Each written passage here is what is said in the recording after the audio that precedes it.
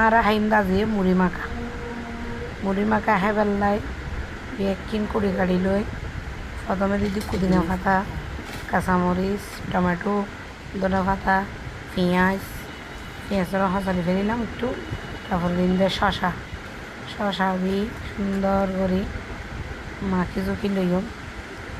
শশা দেওয়ানোর পরে হালকা দিন দে লবণ, শশা দেওয়ানোর পরে দিদি হালকা লবণ দিয়ে দিদি চনা, আসলে চনা কিন্তু ঘরত বাছাই আছি বাজার নফরে বাকি নফরে।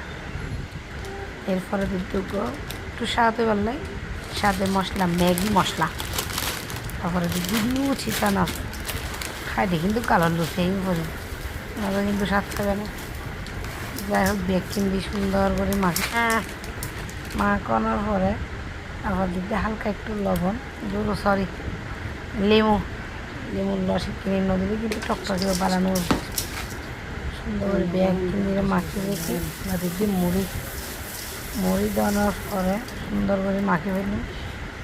আবার লসে খাওয়া তো পরে গিয়ে মুড়ি বদলে বস্তার সুতো দিদি সর্ষের তেল দিয়ে সুন্দর করে মাখা করি সুন্দর করে মাখিয়ে ফেলিবে।